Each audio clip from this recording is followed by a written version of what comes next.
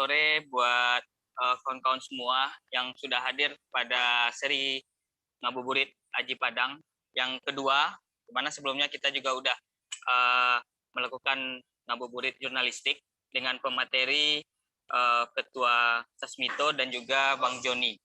Dan kali ini kita berbicara terkait beasiswa jurnalis dan peluang kuliah di luar negeri, di mana udah hadir dari jauh-jauh dari beda benua ya kayaknya. Dari Singapura udah Arfi dan juga Mbak Ratna dari Amerika ya, Ohio University ya. Tadi saya salah bikin caption di akun pribadi. Nah, sepertinya pendidikan itu kata pepatah itu belajar walau sudah mendekati liang kubur ya kayaknya. Demikian juga bagi para jurnalis sepertinya pendidikan menjadi salah satu penunjang untuk bisa menghasilkan karya jurnalistik yang bernas dan bermanfaat bagi banyak orang. Nah, selain pendidikan jurnalistik yang didapat saat di sekolah, mungkin kampus dan kursus, dan juga pendidikan otodidak dari pengalaman, karyanya jurnalis juga berpeluang untuk melanjutkan kuliah seperti yang Uda Arfi dan Mbak Ratna lakukan. Nah, langsung saja kita berikan kesempatan kepada Uda Arfi, yang mana Uda Arfi seorang anggota AJI juga, dan juga Lee Kuan Yew School of Public Policy NUS Scholarship ya, penerima beasiswa di Singapura gitu. Mungkin nanti bisa dijelaskan sedikit udah gimana Uda Arfi bisa katanya cukup sulit lah mendapatkan beasiswa yang udah dapatkan tadi hasil chatting kemarin ya kalau nggak salah ya. Alhamdulillah dari dua peserta atau berapa peserta itu akhirnya Uda Arfi juga terpilih. Silakan Uda Arfi berbagi cerita terkait kuliah di luar negeri dan bagaimana kita sebagai jurnalis mendapatkan peluang tersebut. Uda Arfi, silakan. Terima kasih Ketua. Saya boleh share screen nggak? Boleh Uda Arfi. Masih ketutup. Tutup, ya? Atau kalau dikendalikan dari sana juga boleh. Pegang kan? Oh bentar, dikasih Uda Arfi akses saja. Ya, kita jadikan Darvi sebagai host ya. Host, ya. Oke. Silakan Uncu. Oke, siap. Silakan udah. Ya. Assalamualaikum warahmatullahi wabarakatuh. Waalaikumsalam. Sebentar. Slideshow. Ya, teman-teman kenalkan nama saya Arfi, Arfi Bambani Amri. Sebentar ya, saya perbaiki nama saya baru ngeh. Saya jadi wali ponakan ini. Biar kalau takut ada yang foto. Arfi.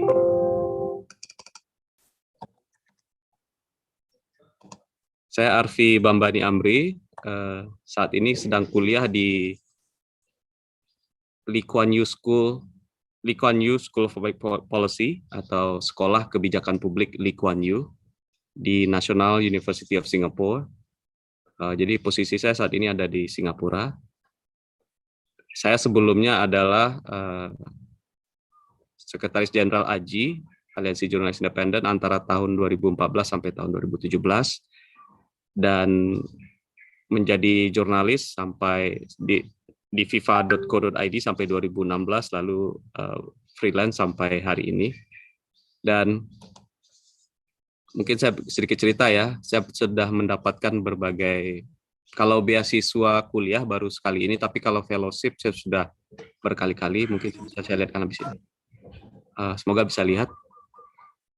Ini sebagian daftar fellowship dan beasiswa yang saya peroleh sejak tahun 2010 ya, dan sebagian besar baik secara langsung atau tidak langsung saya peroleh melalui AJI ya. Jadi secara langsung maksudnya adalah pengurus memutuskan saya yang berangkat misalnya, itu secara langsung, atau secara tidak langsung saya mendapatkan informasinya melalui organisasi, lalu saya meng-apply dan diterima. Nah, jadi ini keuntungannya berorganisasi di AJI begini. Kemudian ada juga yang misal kayak sekolah yang saat ini, yang Lee Kuan Yew, saya apply dan CV ya, atau resume saya, pengalaman sebagai pengurus AJI, saya taruh di situ. Dan ketika diwawancara untuk wawancara akhir, jadi saya cuma mengalami 1 kali wawancara, dan itu pewawancara adalah seorang profesor yang dulunya juga jurnalis. Jadi apa namanya? Jadi kita kan ngobrol-ngobrol ya saat makan siang bersama profesor, saya cerita, saya ingat Prof yang wawancara saya gitu. Iya, saya juga ingat kamu jurnalis, saya juga jurnalis katanya. Jadi ada untungnya juga jadi jurnalis karena itu menjadi jalur privilege namanya kan, jalur tersendiri untuk bisa masuk kuliah di Lee Kuan Yew ini. Nah, mengapa saya memilih kuliah di Lee Kuan Yew? Jadi begini, banyak orang bertanya kenapa tidak kuliah di bidang yang langsung berkaitan dengan jurnalistik. Ya seperti Ratna, dia kan kuliahnya langsung di bidang jurnalistik dan konsisten ya dari master sampai PhD hari ini. Ratna itu mengambil kuliah yang, kalau saya mengambil jalur yang berbeda. Tapi ini mungkin teman-teman perlu tahu bahwa justru kuliah yang ini yang paling tepat bagi saya rasakan. Jadi begini, kenapa saya dulu ingin menjadi jurnalis?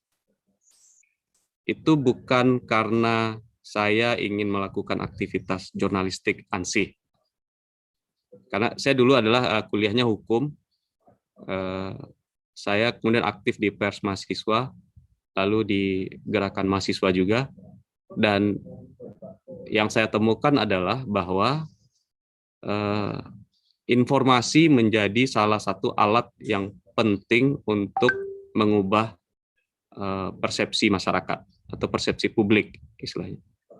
Dan untuk itu jalan yang paling efektif menurut saya adalah media massa. Nah, saya aktif di pers mahasiswa dan ketika di gerakan mahasiswa pun saya kebagian yang membuat leaflet, bikin selebaran, yang bikin pidato itu saya. Dan kemudian bekerja pun sebelum lulus kuliah saya masuk kerja di detik.com. Dan misi saya adalah mempengaruhi kebijakan publik. Itu dari awal. Jadi ketika saya apply di Lee Kuan Yew ini, saya merasa, oh ini cocok sekali dengan apa yang saya pikirkan. Bahwa saya memilih jalur jurnalistik ini untuk bisa menginformasikan publik, untuk bisa mengadvokasi kebijakan publik. Nah, seperti itu yang saya. Nah, ini yang saya sebut sebagai purpose. Jadi ketika teman-teman itu memiliki purpose atau tujuan hidup ya, itu akan menggerakkan seluruh potensi teman-teman, mau apakah itu di bidang pekerjaan, apakah itu di bidang seni, aktif sebagai jurnalis, atau menulis segala macam. Karena ada purpose yang menggerakkan kita. Saya merasa hidup saya penuh dengan purpose untuk itu, untuk mempengaruhi kebijakan publik. Dan saya tertarik dengan isu-isu yang berkaitan dengan publik, apakah itu jurnalistik, apakah itu hak asasi manusia, apakah itu kebebasan berekspresi, dan itu menggerakkan saya. Dan organisasi itu menjadi salah satu tempat yang paling efektif bagi saya untuk melaksanakan purpose itu. Jadi ketika baru berapa bulan jadi jurnalis, saya tercatat sebagai jurnalis, saya langsung apply untuk jadi anggota AJI. Itu yang saya lakukan ketika awal dulu menjadi jurnalis. Saya ingat siapa yang memberikan rekomendasi pada saya, salah satunya Mas Jono. Karena Mas Jono adalah atasan di detik.com waktu itu. Dan kemudian ya siapa saja yang bareng saya masuk di AJI saat itu, saya juga ingat ada beberapa nama, termasuk Dandi Koswara gitu ya, itu bareng saya dulu masuk di AJI Jakarta. Jadi saya merasa bahwa purpose dan berorganisasi itu seiring sejalan, karena tidak mungkin orang sendirian mengubah kondisi, tidak mungkin sendirian kita mengubah kenyataan. Kenyataan harus diubah beramai-ramai oleh umum, oleh publik, oleh sekelompok orang, oleh beberapa orang, tidak mungkin sendirian. Nah, itu fungsi organisasi bagi saya. Namun di dalam perjalanannya saya menemukan bahwa dengan berorganisasi kita mendapatkan benefit-benefit lain yang tidak dimiliki oleh jurnalis-jurnalis yang tidak berorganisasi, oleh orang-orang yang tidak berorganisasi. Jadi orang umum ya ataupun jurnalis yang tidak berorganisasi itu kehilangan benefit-benefit tertentu yang sebenarnya bisa mereka peroleh dari berorganisasi. Benefit itu nanti saya ceritakan apa saja. Nah, kemudian yang ketiga, mengapa saya kemudian bisa meraih beasiswa atau fellowship segala macam itu. Selain dua ini, purpose dan organisasi, saya juga terus belajar, membaca, berdiskusi, mendengarkan, menonton. Kalau orang Minang kan punya namanya pepatah apa? Alam tak kambang jadi guru ya. Kita mengikuti terus perkembangan dan kita menyimak, dan baca buku menjadi salah satu yang penting sekali. Seorang jurnalis tidak mungkin tidak membaca buku, karena dia harus menyimak apa yang sedang berkembang hari ini, dan membaca buku itu mengasah daya kritisnya, karena tidak mungkin dia bisa berpikir kritis ketika dia tidak tahu hal-hal terbaru, teori-teori yang dasar yang bisa untuk meneliti masyarakat gitu. Jadi kita harus baca buku tentang antropologi, kita harus baca buku tentang sejarah, harus baca buku tentang politik, karena itu jurnalis begitu harusnya. Jadi membaca buku harus menjadi keseharian, dan ya coba ditanamkan di dalam diri untuk baca buku, misal 1 sebulan gitu. Menurut saya sudah hebat, baca buku 1 sebulan itu sudah hebat. Tidak harus buku-buku yang rumit. Bahkan membaca buku fiksi pun menurut saya itu sebuah hal yang hebat gitu. Jadi kenapa fiksi juga penting? Karena dengan membaca fiksi, apalagi misal kayak kita membaca novel atau membaca roman ya, itu mengasah kemampuan menulis juga di saat yang bersamaan.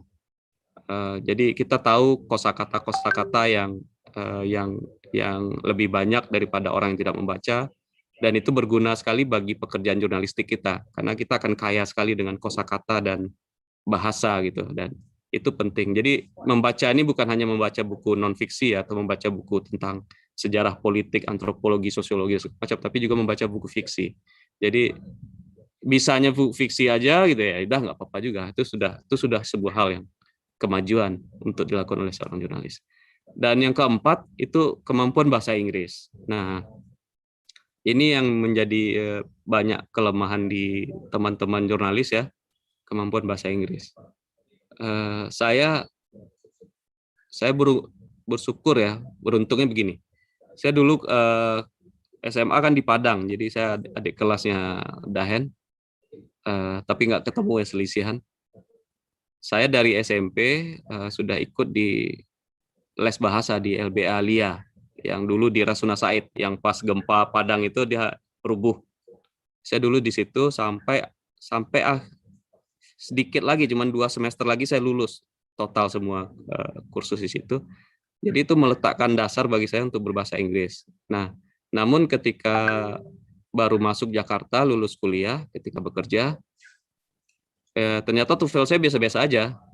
Ketika bertemu dengan anak-anak Jakarta yang cas-cis-cus, saya langsung keder kan, langsung wah kacau nih, hebat-hebat anak-anak ini gitu.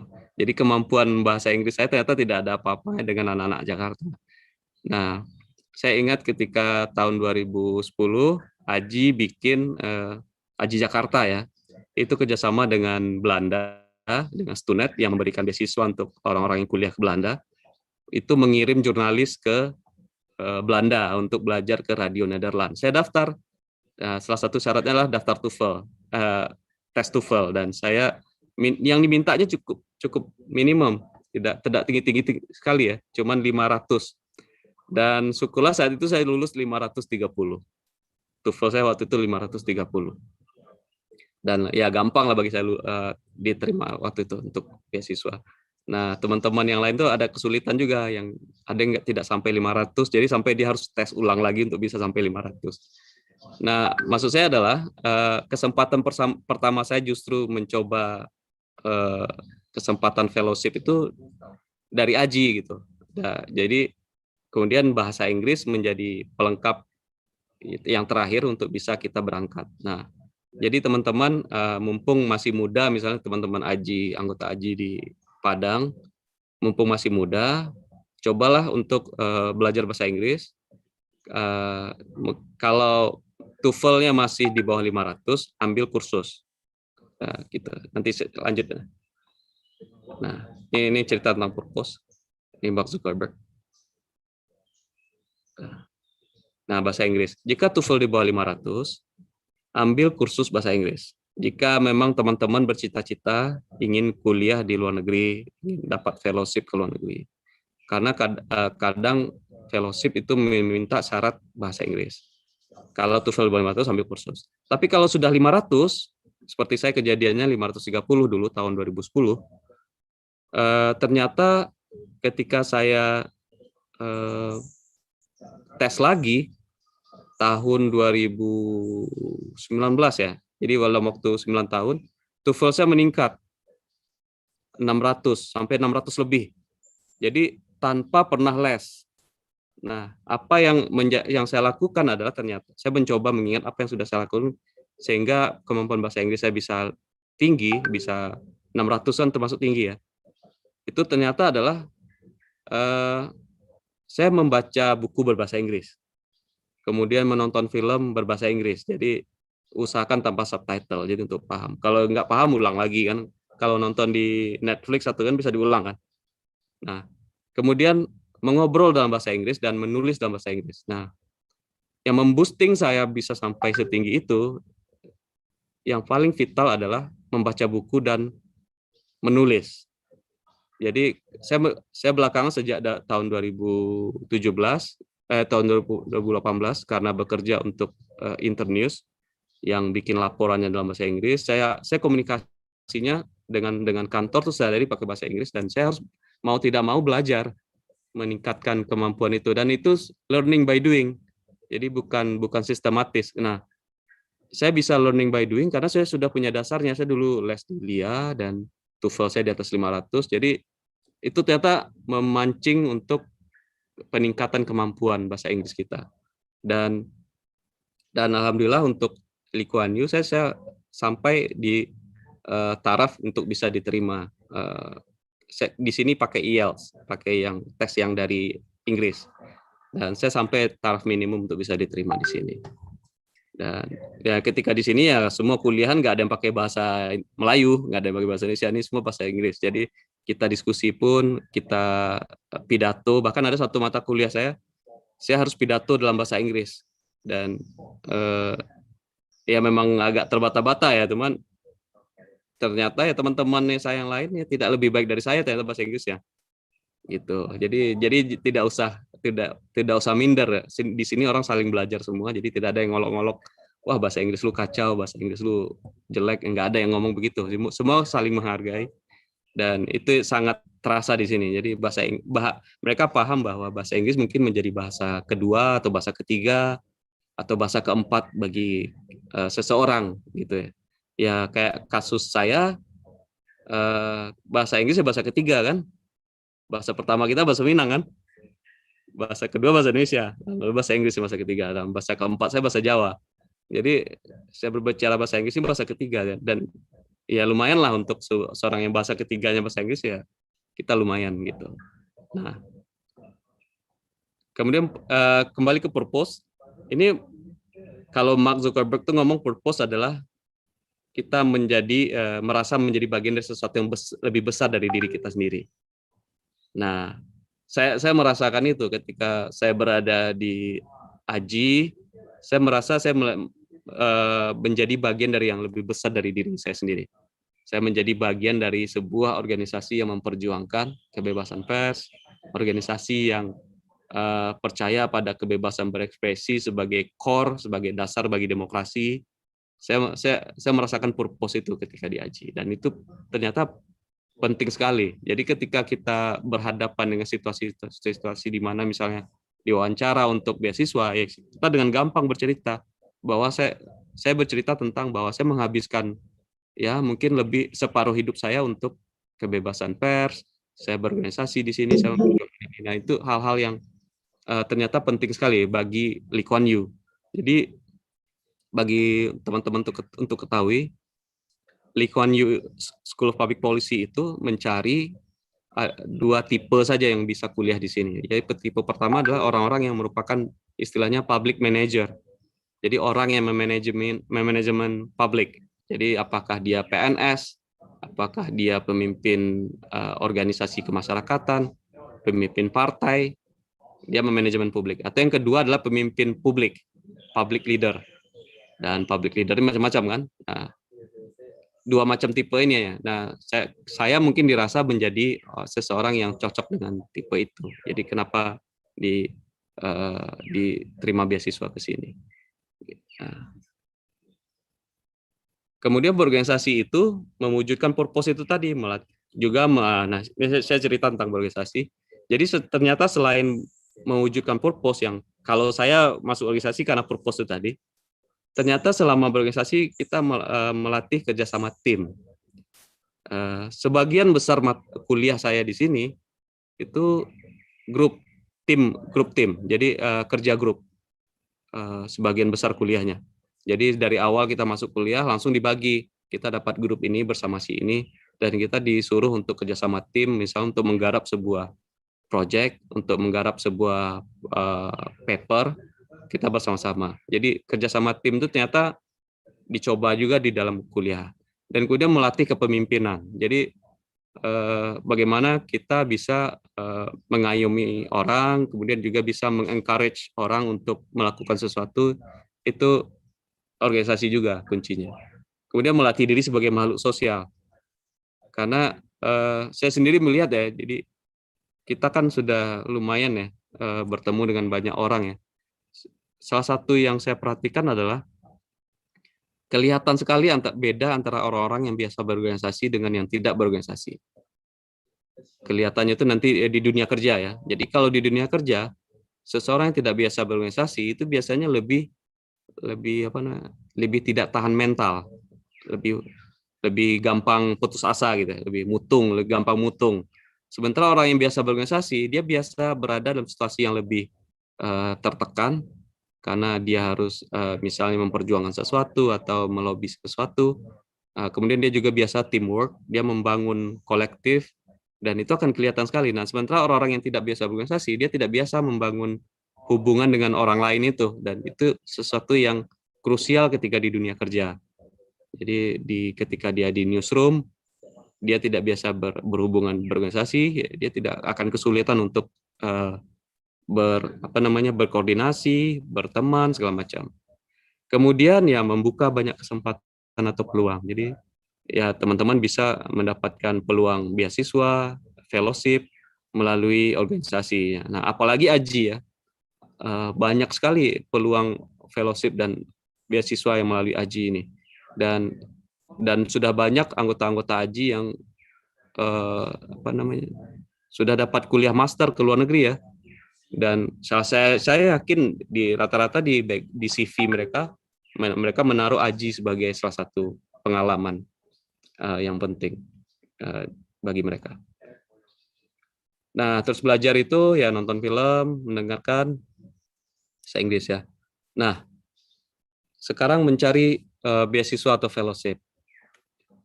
Selain organisasi, teman-teman juga bisa mencari melalui internet.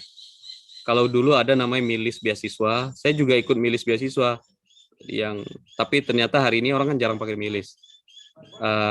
Sementara sebenarnya ada beberapa grup WhatsApp tentang beasiswa juga.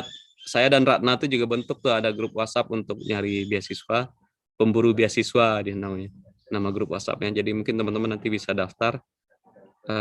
Itu kita pantul-pantulkan info-info beasiswa atau fellowship ke teman-teman yang ikut dalam grup itu juga. Atau kadang kita lempar ke dalam grup WhatsApp AJI atau teman-teman AJI. Sehingga ya ada banyak saluran sekarang untuk mencari info tentang beasiswa atau fellowship ini. Bandingkan dengan 20 tahun yang lalu itu harus ya salurannya terbatas sekali. Kita harus telepon atau melalui milis gitu ya. Nggak ada yang model tektokan Zoom meeting begini, nggak ada zaman dulu kan. Kemudian teman-teman juga harus catat masing-masing beasiswa atau fellowship itu berbeda karakteristik dan persyaratannya. Jadi Lee Kuan Yew begini, kalau Chief Ning Inggris begini.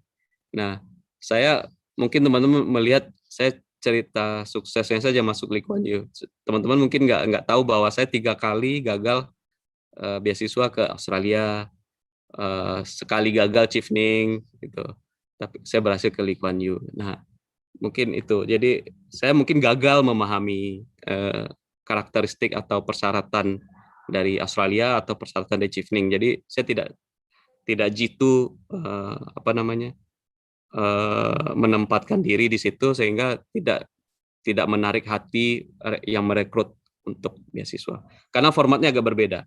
Dan masing-masing beasiswa atau fellowship itu berbeda. Mungkin nanti bisa Ratna cerita tentang dia pengalaman dulu Chevening. Nah, tapi secara umum saya rasa formatnya ada 2 beasiswa itu. Pertama, sebuah sistem di mana beasiswa langsung disiapkan oleh kampusnya. Jadi kita cukup apply 1 kali. Jadi misal Lee Kuan Yew ini seperti itu. Jadi saya cuma apply 1 kali ke Lee Kuan Yew School of Public Policy.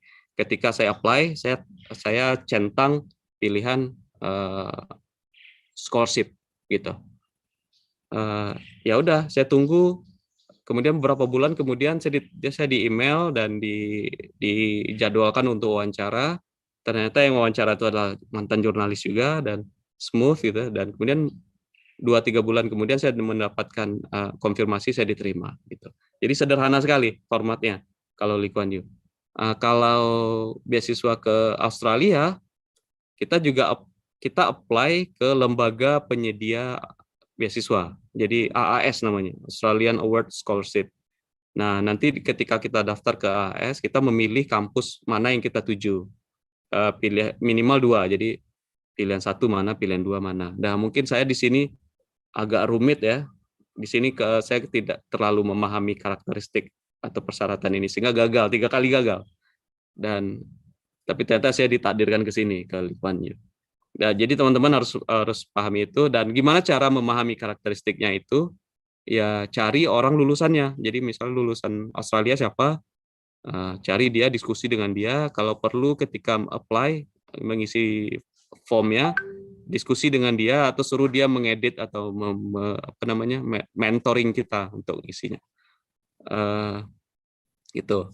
Kemudian yang ketiga, umumnya beasiswa atau fellowship itu meminta proposal atau macam-macam. Ada proposal, letter of intent, atau essay, atau cover letter. Kalau proposal berarti modelnya teman-teman nanti kuliahnya adalah riset atau ya hasilnya adalah tesis atau disertasi. Biasanya begitu kalau proposal. Kalau letter of intent atau essay atau cover letter ya cukup apply. Nanti kita mengisi apa yang ingin kita lakukan ketika kuliah di sana, kita ingin mempelajari apa, background-nya apa, kenapa kita memilih kuliah di sana. Itu beda-beda formatnya. Dan ada yang formatnya disediakan oleh pemberi beasiswa atau fellowship ini, ada yang harus kita siapkan sendiri. Nah, ini penting untuk teman-teman ketahui. Kalau pengalaman saya kalau saya gagal di AAS, mungkin saya nggak bisa cerita. Tapi kalau di Lee Kuan Yew, saya membuat namanya essay ya. Saya cerita tentang pengalaman saya melakukan memimpin project fact checking, training fact checking di Indonesia. Dan lalu saya membandingkan situasi ini dengan Singapura, karena Singapura memilih namanya jalur legal, jalur hukum di sini. Jadi kalau ada orang yang menyebarkan hoax, ini bisa dikriminalisasi, bisa dipidana. Saya bercerita bahwa Indonesia memilih jalan yang berbeda untuk mengatasi problem hoax ini. Dan ternyata tahu nggak, ketika saya kuliah, memang metode yang dilakukan oleh Indonesia dalam hal memerangi disinformasi dan misinformasi ini itu menjadi tren dunia. Saya juga baru paham. Jadi di dalam public policy itu ada 3 macam intervensi yang bisa dilakukan. Ini teori sedikit yang saya baru dapat di kuliah ini. Intervensi pertama adalah intervensi hukum atau regulation. Intervensi kedua adalah insentif. Jadi alih-alih supaya orang mau melakukan sesuatu atau tidak melakukan sesuatu, kita kasih insentif. Ini formasi kedua. Kalau formasi kedua ini membebani negara kan, karena harus memberikan anggaran kan, insentif kan anggaran ceritanya. Kalau format pertama bikin penuh penjara. Nah, ada intervensi ketiga namanya nudge atau semacam dorongan atau sentilan, nudge. NUDGE, nudge dalam bahasa Inggris. Saya belajar itu hampir setiap mata kuliah lalu memberikan pendekatan-pendekatan terhadap pendekatan nudge ini. Dan Lee Kuan Yew itu sangat, artinya dengan dia mengajarkan itu dia sangat menganjurkan public policy yang berbasis nudge ini. Nah, strategi kita di Indonesia dalam memerangi disinformasi itu dekat sekali dengan pendekatan nudge ini. Dia tidak melakukan intervensi hukum, dia tidak melakukan intervensi kasih insentif, dia cuma mengasih nudge, mendorong nudge. Bagaimana itu bentuknya? Media-media yang berperan menghadirkan project fact checking di kanalnya sendiri. Lalu mereka berkolaborasi bikin cek fakta, itu Ratna juga terlibat ya. Lalu dan ini publik kemudian diarahkan supaya ketika mereka membuka sebuah situs atau ketika membuka sosial media akan ada seliweran hasil karya cek fakta yang dilakukan oleh media-media ini. Dan ini sangat kekinian secara teoretik yang dilakukan oleh. Mungkin saya merasa esai saya tentang itu menarik hati para profesor di sini sehingga saya diterima. Saya merasa begitu. Mudah nggak tahu saya gimana kebenarannya, tapi sepertinya begitu. Nah, yang terakhir adalah ketika teman-teman mau mencari beasiswa, biasanya itu mereka minta reference orang yang bisa memberikan referensi tentang Anda untuk mengkonfirmasi tentang kita. Biasanya 2, tapi ada yang minta 3. Nah, kalau Lee Kuan Yew ini minta 2. Nah, tapi saya siapkan 3. Takutnya karena begini formatnya, kalau di Lee Kuan Yew mereka memberi minta kita menyetor nama orang, nama jabatan, dan kontak email dari orang yang memberi referensi. Jadi saya nggak tahu mereka akan menulis apa ya kan. Nah, dan juga kita nggak tahu apakah mereka nanti akan memberikan referensi itu. Nah, untuk jaga-jaga saya minta 3 orang untuk memberikan referensi, dan ternyata memang benar salah satunya gagal memberikan referensi karena dia terlambat. Syukurlah yang 2 sudah kasih, dan ternyata memang benar 2 itu memberikan referensi dan saya diterima. Referensi mereka diakui kan, diterima. Nah, referensi ini kalau teman-teman memilih jalur akademik, misalnya mungkin ada yang background-nya dosen juga, tentu referensi pertamanya adalah harus dari seseorang yang berbasis akademik juga. Mungkin apakah seniornya dosen di kampus, profesor gitu ya, ya ilmuwan lah yang berkaitan dengan keilmuan kita. Kemudian yang kedua, kalau orang-orang yang profesional, yang jadi misal satu tempat kerja dengan kita, bos kita gitu, atau kalau konteks anggota AJI minta dari ketua umum AJI untuk memberikan referensi gitu. Nah, yang ya satu lagi ya bisa dicari dari pemerintah. Nah, untuk Lee Kuan Yew ini karena dia formatnya memang untuk publik ya, dan publik itu umumnya adalah pemerintah, referensinya saya justru mengutamakan yang dari pemerintah. Jadi saya mendapatkan referensi dari seorang direktur di kementerian yang memberikan referensi, dan satu lagi bos saya di Internews. Jadi ada 2 orang itu aja yang ngasih.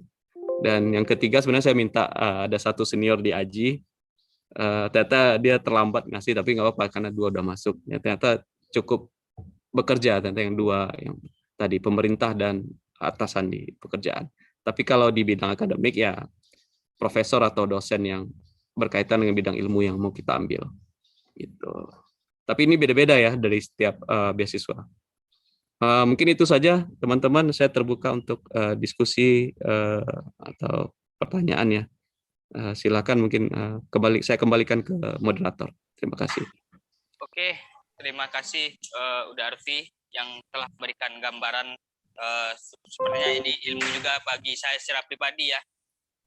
Gimana Uda Arfi dapat beasiswa dari Lee Kuan Yew. Yang pertama mungkin saya ulangi kembali yang hasil saya catat sedikit. adanya purpose atau tujuan dari Uda Arfi, di mana dia mau untuk mencari atau mendapatkan peluang beasiswa. Kemudian dengan itu dia melakukan berorganisasi dan terus belajar serta mengimbangi dirinya dengan kemampuan bahasa Inggris. Nah, diinfokan juga buat peserta ngabuburit, Uda Arfi ini dia orang awak juga ya. Dia orang Tiku Pariaman ya dah. Diinfokan juga ya, mana tahu jadi orang-orang awak itu orang awak hebat ya. Nah, lain cerita dengan Uda Arfi, kita juga langsung aja nih dari Singapura kita langsung ke Amerika ya. Buat Mbak Rana ya, selamat berpuasa ya, udah imsak ya Mbak di sana. Selamat berpuasa. Ya, baru imsak. Oh, baru imsak ya, kebetulan ya, begitu perjuangan Mbak Rana untuk berbagi dengan kita semua, bangun sedini hari dan langsung sahur dan bertemu kita di ngabuburit. Kita ngabuburit, Mbak Rananya baru imsak ya. Langsung aja Mbak, kita dengarkan gimana Mbak Rana untuk kuliah di Amerika. Silakan Mbak. Oke, sip. Oke, makasih ya Ade. Maaf loh tadi sambil nunggu saya makan jeruk sambil makan yang lain juga. Biasanya kalau sahur saya pilih yang ringan-ringan ya kayak oatmeal gitu. Karena di sini biji-bijian tuh murah. Kalau Arfi itu orang awak, saya orang aring.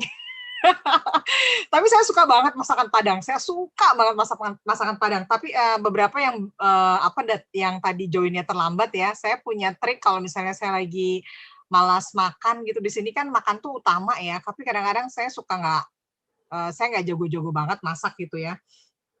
Jadi kalau misalnya saya kurang selera tuh saya bawa makanannya di depan komputer, di depan notebook gitu. Terus saya sambil lihat menu-menu masakan Padang dan selalu masakan Padang yang bikin saya berselera. Jadi makasih banyak sudah diundang oleh Aji Padang ya. Ini kayaknya dalam 2 bulan terakhir ini sudah beberapa kali saya diundang untuk share pengalaman beasiswa. Saya senang banget kalau bisa berbagi gitu ya, karena saya rasa bahwa saya bisa sampai di tempat saya sekarang juga karena saya dibantu banyak orang. Saya izin share screen ya, Adik ya. Oke, udah kelihatan semua ya. Jadi wait. Oke, sip. Nama saya Ratna Arianti. Saya dulu S1-nya tuh di Solo ya. Saya besar di Jakarta sebenarnya. Tapi waktu ikut UMPTN saya ambil di Solo karena waktu itu Solo baru dapat grant dari Australia. Besar banget ya amount-nya waktu itu ya jumlahnya, sehingga saya juga sapa teman-teman yang ada di YouTube ya, tadi saya sempat lihat, makasih banyak udah join juga.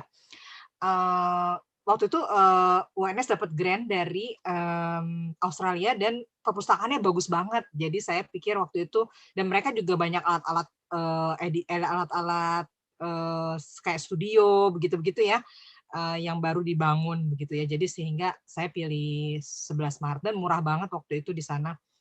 Lalu saya kerja dulu lama begitu ya. Saya selesai S1 lalu kembali lagi ke Jakarta dan langsung kerja. Jadi saya nggak sempat nganggur tuh ya. Saya lanjut dulu tapi sempat ngambil pendidikan jurnalistik di Antara. Setelah itu langsung ke Bisnis Indonesia sampai saya pensiun, maksudnya keluar begitu ya, saya masih muda loh, sampai saya berhenti menjadi full time jurnalis yang baru beberapa tahun belakangan begitu ya. Nah setelah saya pas jadi masih jadi full time jurnalis pun saya sudah suka ngajar, jadi saya sempat ngajar di Paramadina. Dan itu pertama kali saya mendapat kesempatan untuk ngajar. Nah, kalau udah ngajar tuh biasanya suka ditanya-tanya tuh kapan mau lanjut. Akhirnya setelah sekitar 10 tahun ya, 10-11 tahun saya jadi jurnalis, baru saya ambil master. Saya dapat chevening seperti yang Arfi tadi sampaikan gitu ya. Saya dapat chevening di UK, di Inggris. Saya ambil international journalism di University of Leeds di Inggris gitu ya. Lalu sekarang saya first year PhD student, agak susah ya ngomongnya ya karena bebannya lebih banyak. Saya tahun pertama, alhamdulillah ini semester keduanya udah mau selesai nih, tinggal minggu depan. Jadi saya lagi banyak banget project karena masih ada 2 yang perlu direvisi, submission-nya minggu depan, jadi agak padat. Semester pertama saya habiskan online karena waktu itu belum bisa datang gitu ya ke Athens di Ohio ini. Ini one of the best school of journalism lah kalau bisa dibilang begitu ya, karena EW Scripps ini Pak Scripps ini mungkin kayak Pak Yakob kali kalau di Indonesia begitu ya. Saya bisa dapat ini karena setelah saya berhenti jadi jurnalis tetap, saya tercatat sebagai dosen tetap di Universitas Multimedia Nusantara di UMN. Jadi saya sudah bisa dibilang masuk ke dunia akademisi, purely akademisi gitu ya. Walaupun saya masih mempertahankan keanggotaan di AJI dengan saya tetap nulis dan juga fixer begitu. Karena menurut saya ini ya teman-teman saya ada di sini gitu ya. Terus saya juga banyak merasa bahwa perkembangan jurnalistik yang paling dekat itu ya kalau kita berorganisasi. Tadi Arfi udah ngomong banyak ya soal apa manfaat gabung dengan organisasi. Sebenarnya sebelum saya ambil S2, saya udah banyak saya bisa dibilang saya tuh mungkin menghindari sekolah yang panjang begitu ya, dan saya menyukai beasiswa non degree karena beberapa kali saya sempat, ini mungkin ada sebagian aja yang saya sampaikan gitu ya, saya sempat nggak mau deh, maksudnya mungkin sekolah master gitu agak khawatir nanti saya bisa begitu ya. Saya sempat ke Berlin selama hampir 4,5 bulan. Waktu itu bisa dibilang ini salah satu pijakan yang baik karena teman-teman saya di Inwen ini, jurnalis-jurnalis di Asia Afrika, itu rata-rata semua dapat beasiswa. Setelah kami mengalami perjalanan yang beberapa, ini kan sekarang kebetulan sayangnya programnya udah nggak ada, tapi mayoritas dari seluruh peserta yang batch saya waktu itu saya ambil untuk financial reporting, itu semua rata-rata sekolahnya di luar negeri gitu ya, jadi saya terpacu gitu, ada yang malah ada dua di antara kami yang double degree di 2 negara gitu, jadi dan 2 orang termasuk saya dan 1 lagi dari Vietnam yang saat ini sedang menempuh PhD, jadi ini termasuk tim hore saya lah gitu dari awal gitu, karena tujuannya sama begitu untuk sekolah lanjut. Lalu saya pernah ke Belanda sama Arfi juga 2 kali, itu 1 lagi beda ya untuk beasiswa yang berbeda. Terus saya pernah waktu saya di Leeds saya juga pernah dapat beasiswa summer course. Lalu saya pernah ke Jepang dan pernah ke Berlin untuk fact checking. Sebenarnya kalau misalnya ditanya apa sih yang apakah harus orang yang luar biasa begitu ya? Ini saya ambil screenshot dari tempat saya dilahirkan. Saya sebenarnya orang biasa-biasa aja gitu. Saya nggak mau bilang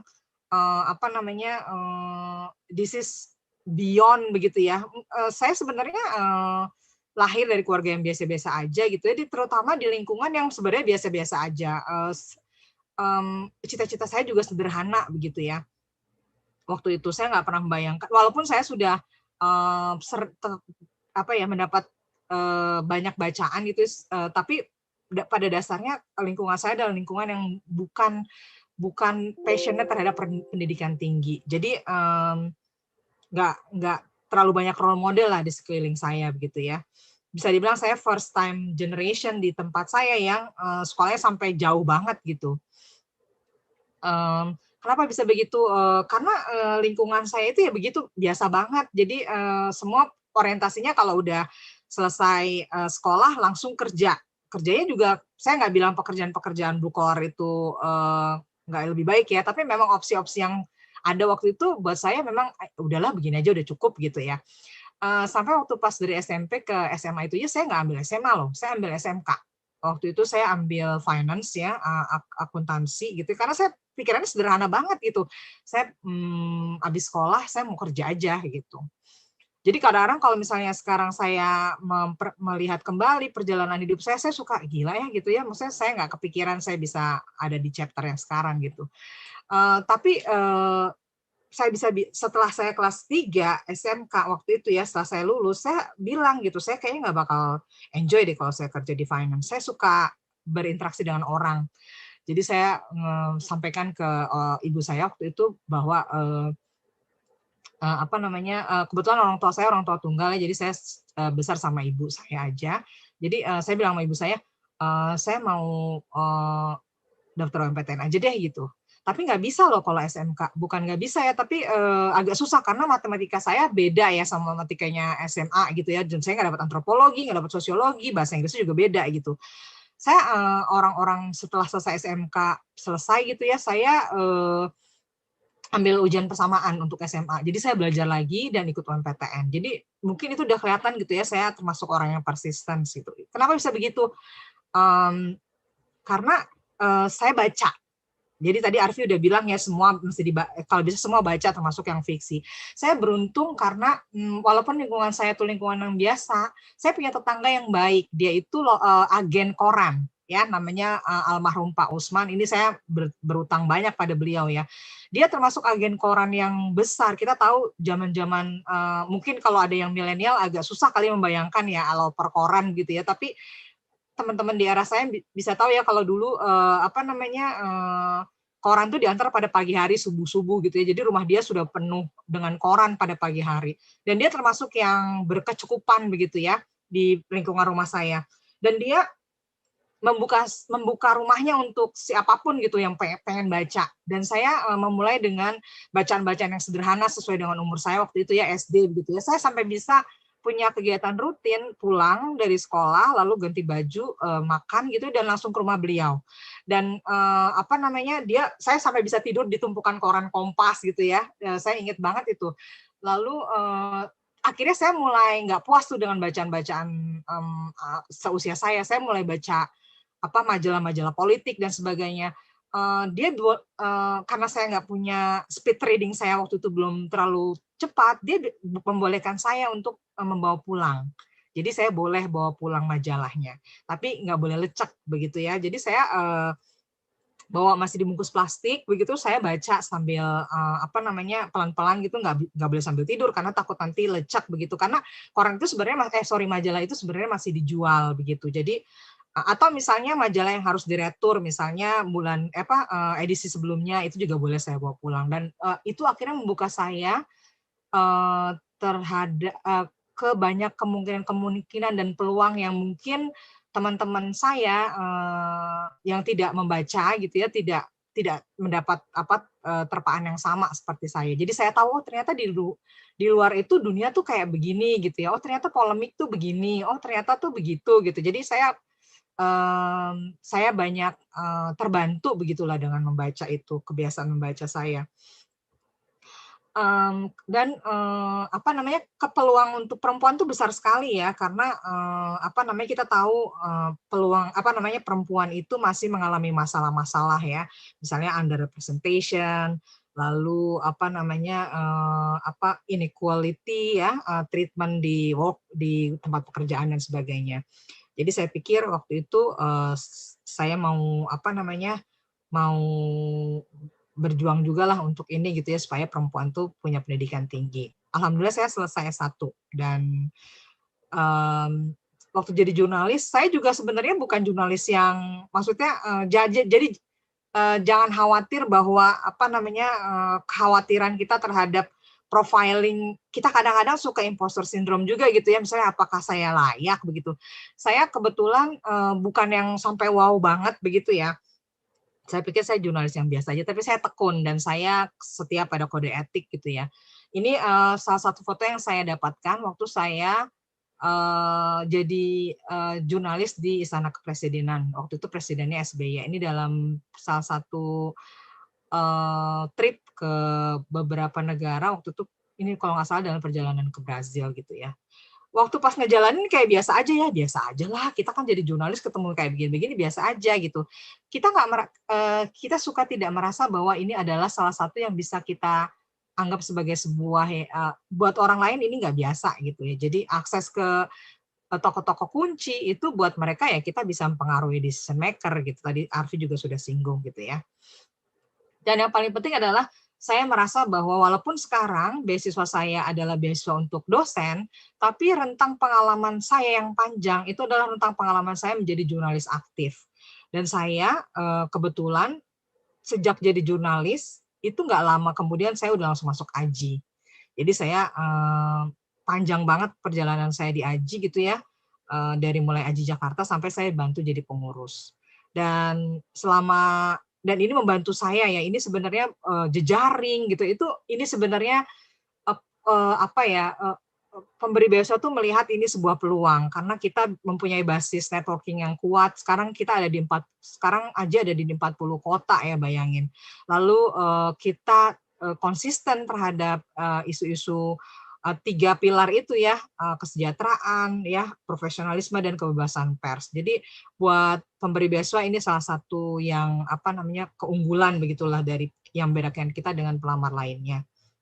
Dan saya selalu konsisten. Jadi kalau misalnya dilihat tadi ya, personal statement saya itu runutannya selalu sama. Jadi saya nggak pernah lupa menuliskan bahwa dulunya saya terbantu dengan tetangga yang baik. Ini juga muncul dalam personal statement saya di master dan personal statement saya di PhD ini, gitu ya.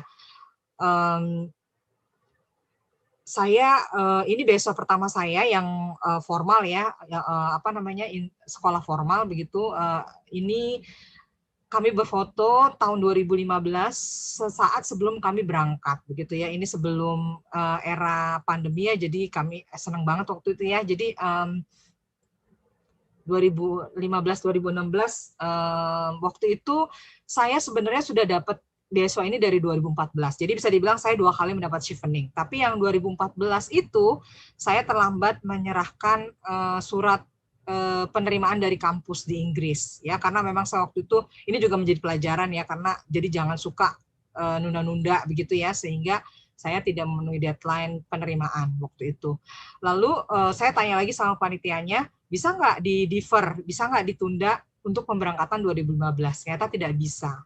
Jadi saya gagal waktu 2014 itu penerimaannya hanya sekitar 20-25 orang kalau nggak salah. Maksimal itu sampai mungkin 27 kalau nggak salah yang berangkat. Tapi sedikit banget begitu ya. Lalu saya tanya lagi, jadi saya gimana ya? Ya udah, ikut lagi dari awal. Dan belum tentu ada jaminan bisa diterima. Jadi saya 2 kali apply chevening dan dua-duanya alhamdulillah keterima. Jadi 2015 saya apply lagi dari awal, begitu dia buka submission-nya, saya sudah sediakan semua termasuk surat penerimaan. Kebetulan saya pindah kampus ya, saya ambil, jadi dari London saya pindah ke Leeds. Saya menghindari kota-kota besar memang karena saya lebih suka kota-kota kecil kayak Solo gitu ya, saya lebih prefer kalau belajar tuh di kota-kota kecil gitu. Jadi saya pindah, dan bukan hanya itu, saya lebih prefer ke Leeds karena Leeds itu adalah salah satu dari di UK itu ada namanya Russell Group yang memang lebih kuat ke bidang akademis ya, karena saya pengen jadi dosen waktu itu, saya belum jadi dosen yang tetap gitu ya.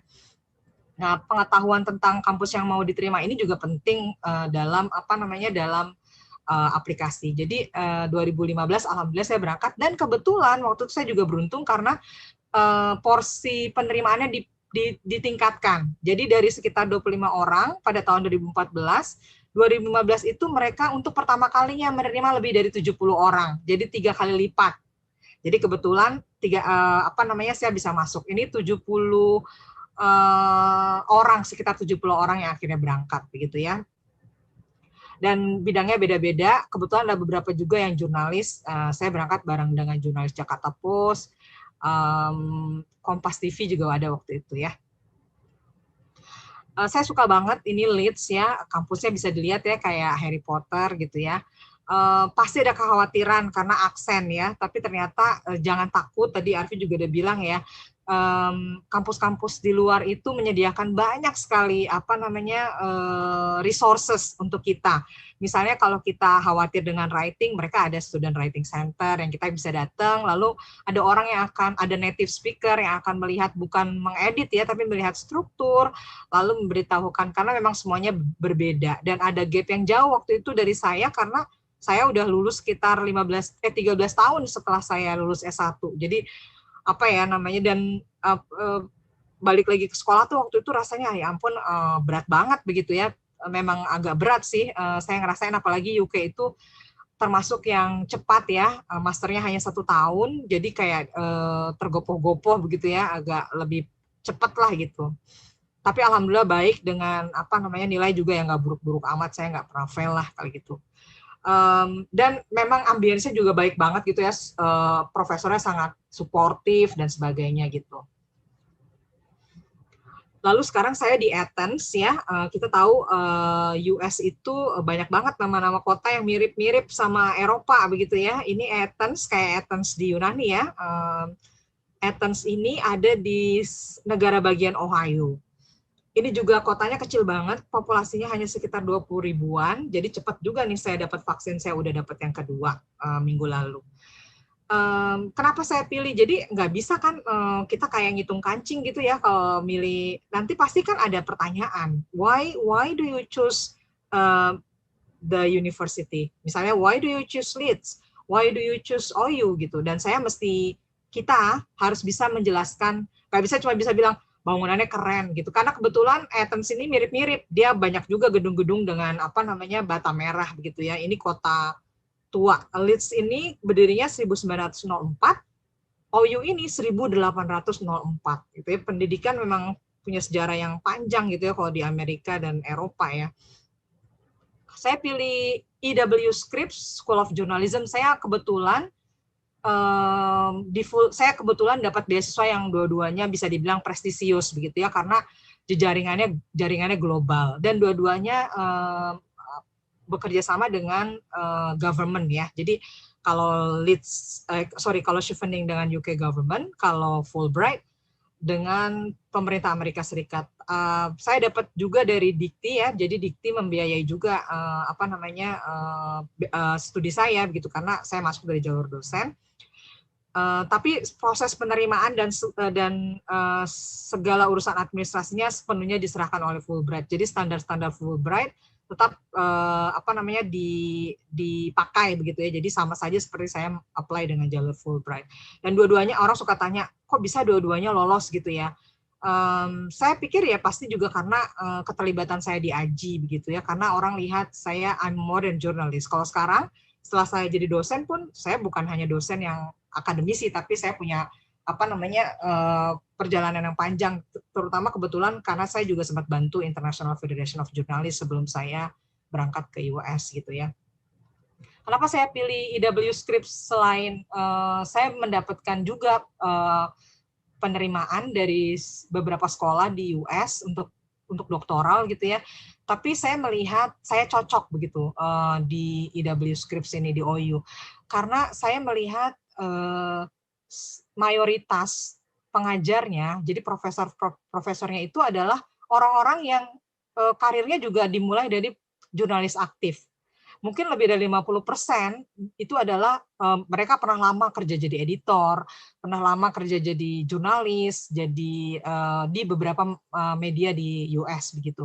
Baru setelah puluhan tahun berkarir sebagai jurnalis, mereka menyeberang menjadi akademisi. Saya melihat kemiripan begitu ya, sehingga saya berpikir perjuangan mereka itu lebih kurang mungkin akan mirip seperti saya gitu ya, di luar kendala bahasa ya, karena mereka berbicara dalam bahasa mereka kan begitu ya. Tapi saya merasa ini seperti rumah begitu, karena saya mungkin nggak akan dijudge karena academic writing saya nggak terlalu fancy gitu ya, karena mereka pasti juga mengalami bagaimana style journalism itu tidak sepenuhnya bisa diterapkan di academic writing. Dan memang benar, ternyata kayak misalnya semester pertama saya itu saya ada salah satu dosen saya, salah dua malah, yang 20 tahun jadi jurnalis dan mereka paham betul ketika saya datang ke mereka sehingga mereka bisa memahami masa-masa penyesuaian saya begitu. Selain itu bahwa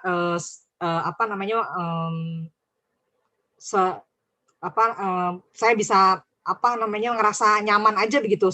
Karena kalau kita doktoral itu ada salah satu step lagi yang harus kita lalui, yaitu panel wawancara terpisah jadi beasiswanya panel wawancara untuk beasiswa tersendiri. Setelah itu untuk kampusnya juga ada panel lagi. Jadi saya waktu itu ada wawancara dengan graduate school director waktu itu ya di OU, dan saya udah ngerasa tuh dari situ kalau orang-orangnya tuh kayaknya lebih ramah ya, hangat begitulah kelihatannya.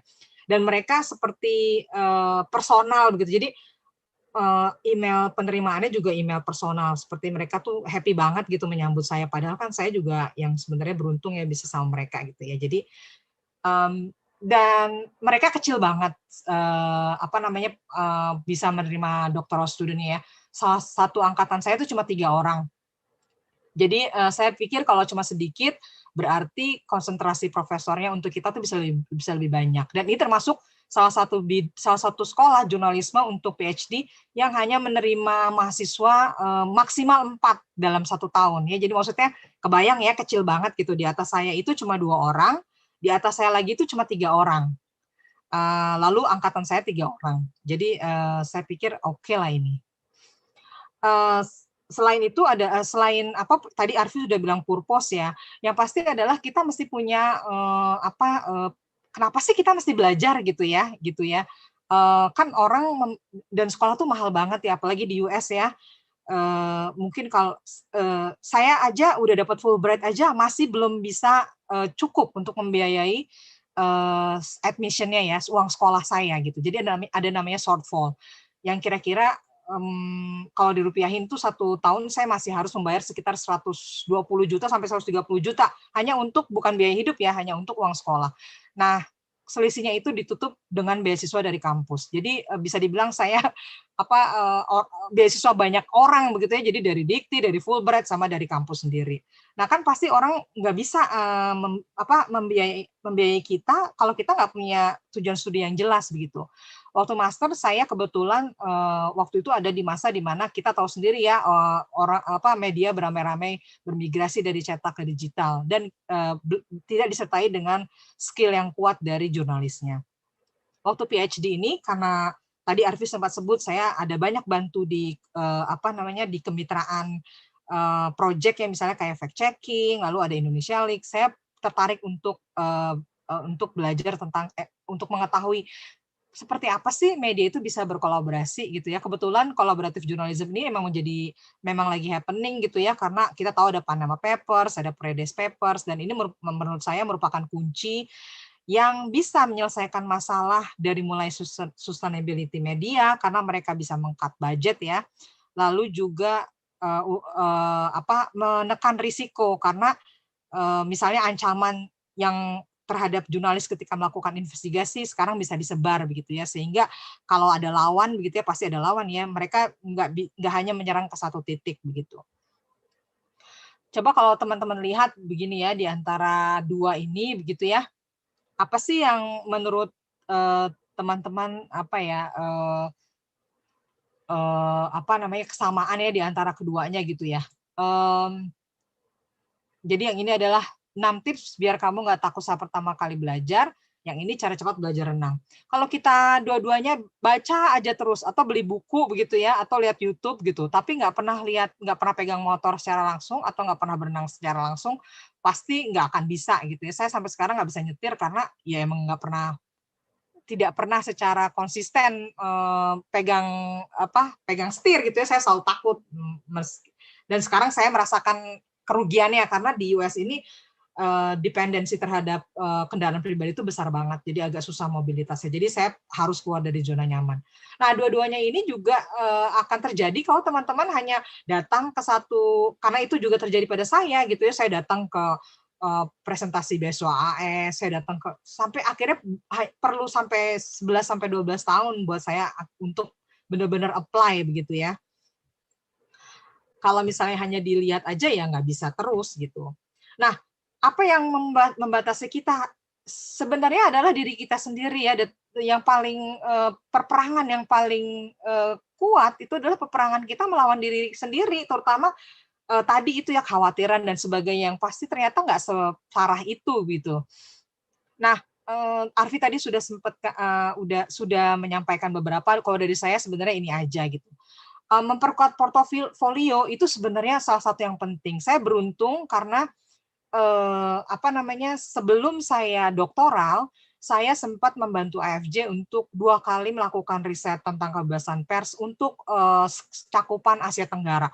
Waktu ngerjainnya itu emang kayak mau mati ya, karena susah banget gitu. Maksudnya terutama pada beberapa negara yang memang agak lebih riskan begitu, seperti Myanmar dan Thailand. Kita tahu kebebasan persnya lebih buruk daripada Indonesia. Itu waktu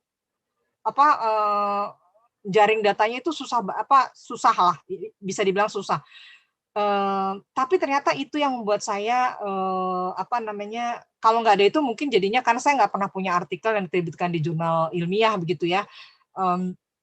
jadinya modalnya adalah itu. Dan beberapa riset yang saya kerjakan bersama Aji. Karena writing itu adalah salah satu yang orang mau lihat ya, di master juga kayak begitu, kita diminta untuk mana sih sebenarnya, lihat dong kamu pernah ngerjain apa gitu. Jadi mulai sekarang kalau misalnya pengen oke, mungkin bukan scholarship yang master atau yang seperti saya PhD ya, tapi misalnya fellowship. Nah, kalau ada interest begitu ya di satu bidang, bisa deh dimulai dari sekarang. Harus memperkuat portofolio, bikin tulisan yang benar begitu ya, yang konsisten dan menunjukkan bahwa kalian punya komitmen di satu bidang itu juga sangat bermanfaat untuk apply fellowship di luar, dan juga fellowship di AJI sendiri gitu ya. Itu juga bisa jadi modal untuk bilang bahwa ini loh, saya pernah mengikuti berbagai fellowship di dalam negeri sebelum akhirnya apply ke luar negeri gitu. Jangan malu bertanya, ya, there is no stupid question, trust me gitu. Pokoknya orang-orang yang dapat beasiswa itu juga pasti mereka bisa sampai di titik itu karena dibantu banyak orang, jadi pasti mereka umumnya adalah terbuka.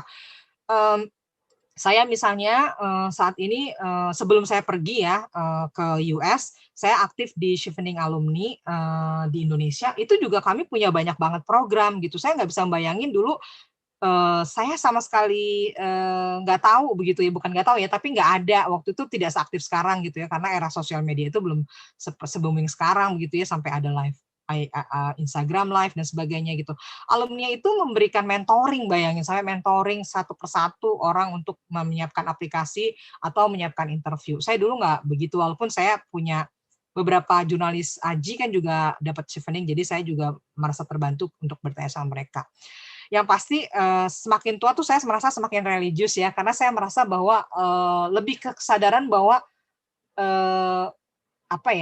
ya pasti ini sudah diatur gitu ya. Jadi berdoa itu juga penting, karena kita nggak tahu pertolongan itu datangnya dari pintu-pintu yang kadang-kadang suka kita nggak sangka-sangka, dan trust me it's happen gitu ya.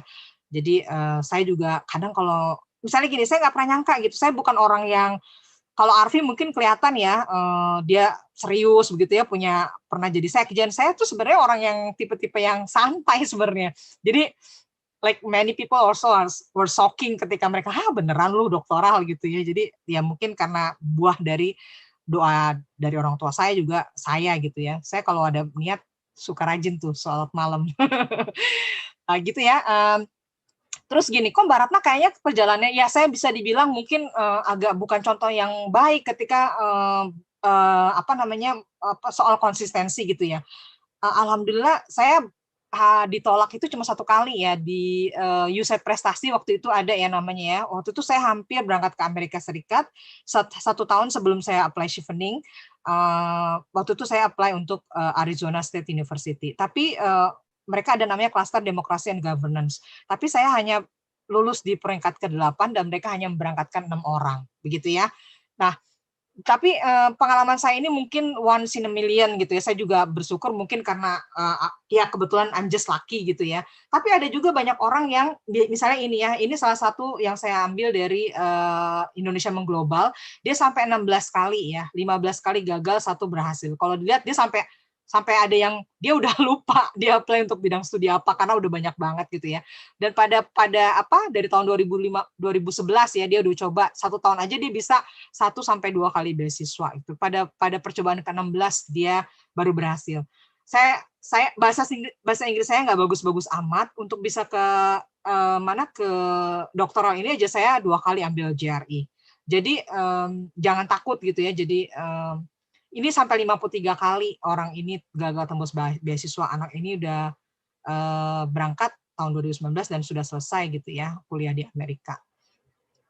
Jadi kalau misalnya punya keinginan, jadi jangan hanya ya deh gitu ya. Jadi kadang-kadang tuh memang perlu didorong gitu ya. Yang pasti adalah start doing it. Kalau misalnya sudah mau, berarti sudah mulai dicoba tuh, misalnya lihat karakteristik beasiswanya. Kalau misalnya perlu pengalaman kerja 2 tahun, ya ditunggu dulu misalnya begitu ya, atau memperbanyak portofolio dan sebagainya begitu. Walaupun tidak ada satu pattern yang sama begitu ya. Kadang ada juga yang berangkat tapi baru lulus misalnya. Kita nggak bisa tahu tuh mungkin ada 1 atau 2 karakteristik yang dia bisa tonjolkan ketika dia wawancara. Begitu ya. Saya terbuka untuk pertanyaan sama seperti Arfi ya. Saya nggak bisa lihat chat, mudah-mudahan sih belum. Jadi ya kalau fellowship ya kebetulan saya juga nggak rajin-rajin banget. Jadi rata-rata ya diterima karena Aji. Oke, makasih ya Ade ya. Saya kembalikan lagi ke Ade. Oke, terima kasih Mbak Ratna. Dan tadi juga udah Arfi. Yang menarik sekali mendengarkan pengalaman dari Arfi dan Mbak Ratna. Jadi semangat mau kuliah lagi. Dan kita masih banyak kesempatan ya buat peserta semua. Silakan juga langsung ada ikon angkat tangan juga boleh, atau siapa yang ingin bertanya juga boleh langsung di kolom chat. Nah, tapi sebelumnya saya juga ingin bertanya nih, kira-kira yang tadi kan sudah dijabarkan nih beberapa panjang lebar baik Arfi sama Mbak Ratna, bagaimana dia mendapatkan itu beasiswa atau fellowship atau yang degree atau non degree. Nah, kira-kira buat kan juga banyak mahasiswa yang hadir pada saat ini, tips atau singkatnya itu kiat buat dapat fellowship itu seperti apa? Udah Arfi dan Mbak Ratna, boleh siapa yang duluan?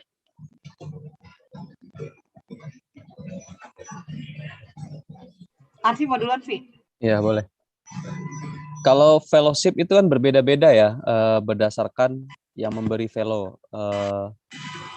Misalnya Aji juga sering memberikan fellowship sendiri, dengan misalnya melalui kerjasama dengan pihak lain seperti Bank Permata, kemudian juga yang Google News juga ada fellowship-nya kalau nggak salah ya.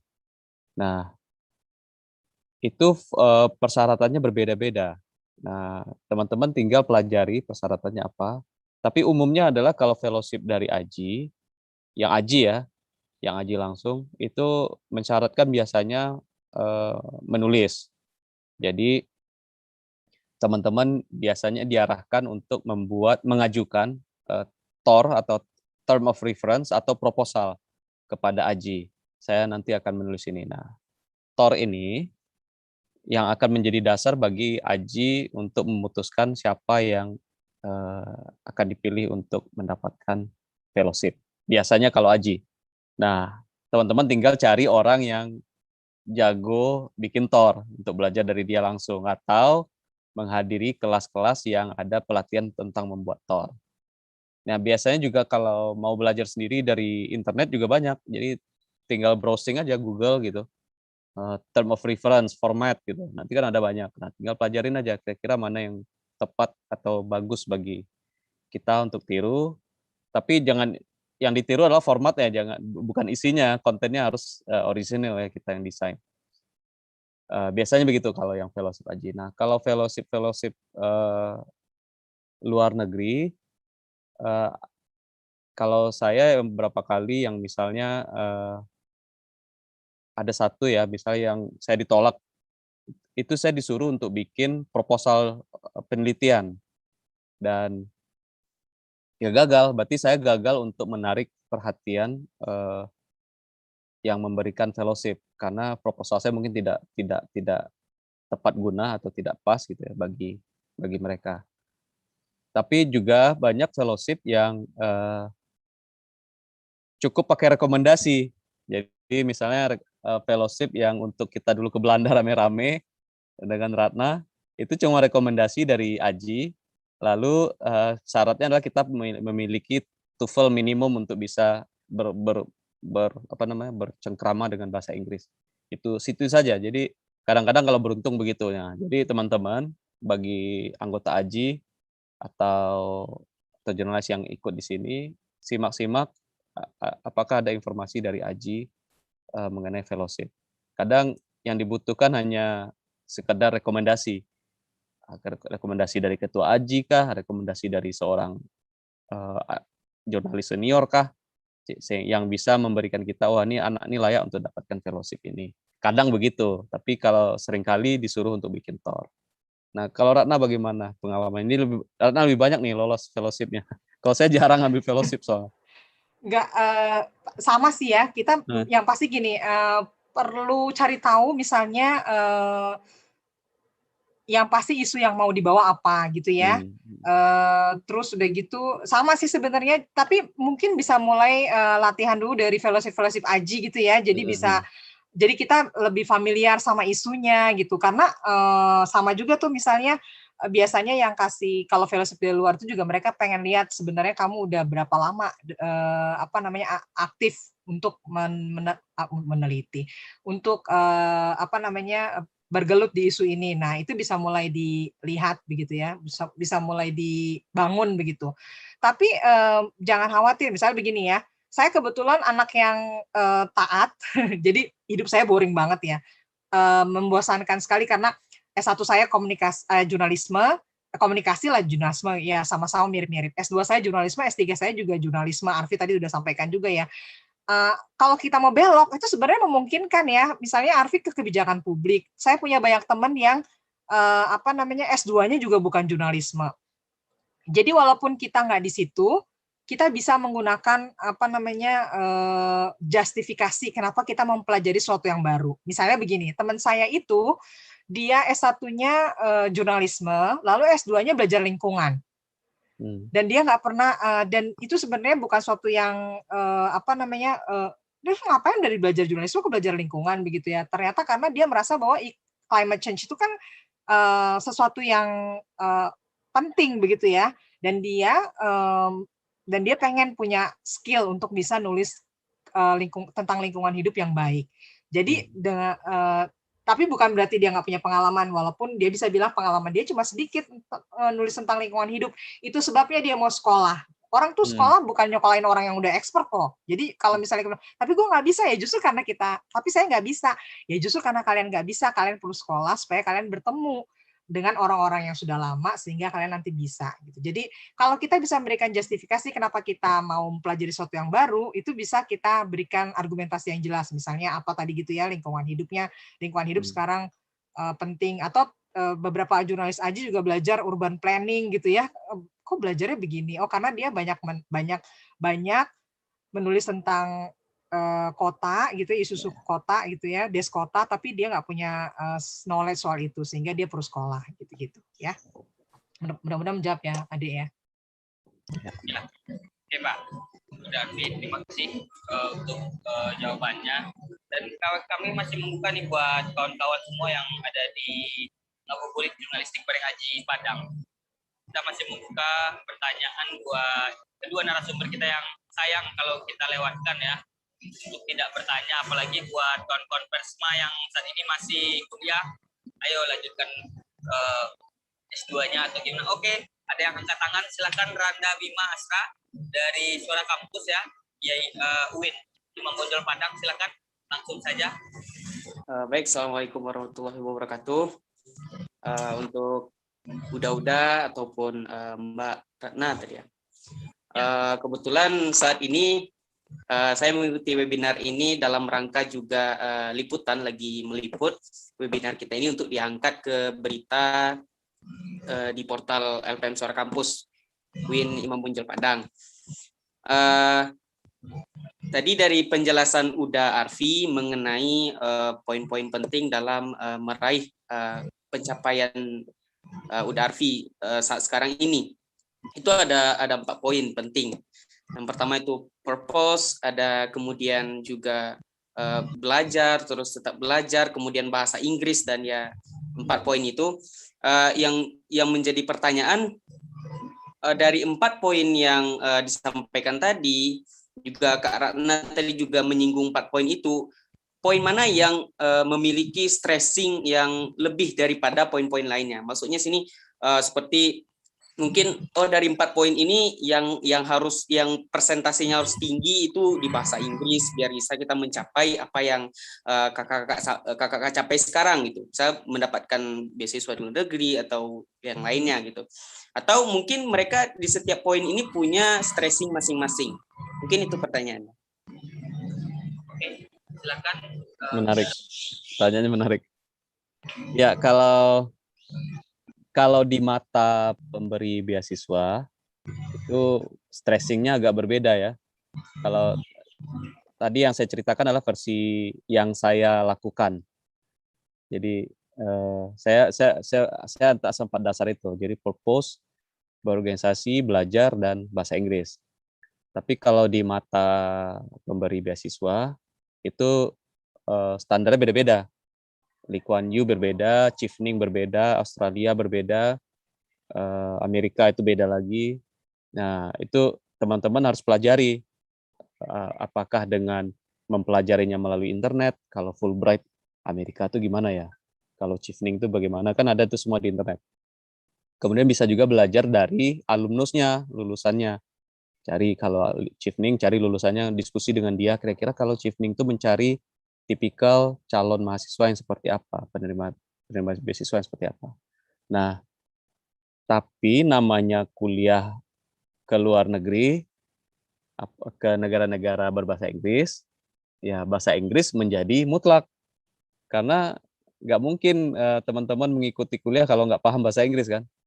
Dan bukan hanya sekedar paham, mengikuti, mendengar gitu ya, tapi juga harus bisa berbicara.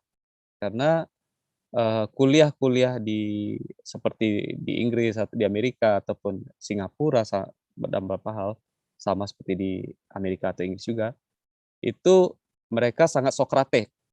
Jadi ada istilah Sokratik. Jadi pendidikan di mana guru itu hanya menjadi fasilitator. Jadi siswa yang diharapkan aktif untuk membangun suasana akademik di dalam sekolah. Jadi saya misal kuliah itu ya mungkin separuhnya mendengar dosen atau presentasi dosen, tapi separuhnya lagi adalah kita sendiri yang aktif. Kita presentasi, kita bekerja kelompok, kemudian kita juga bikin ya project segala macam. Nah, ini Socratic method namanya di dalam pendidikan. Nah, di Indonesia mungkin kalau teman-teman background-nya S1 di Indonesia ya mungkin terlalu agak melompat ya dengan ini. Tapi karena saya biasa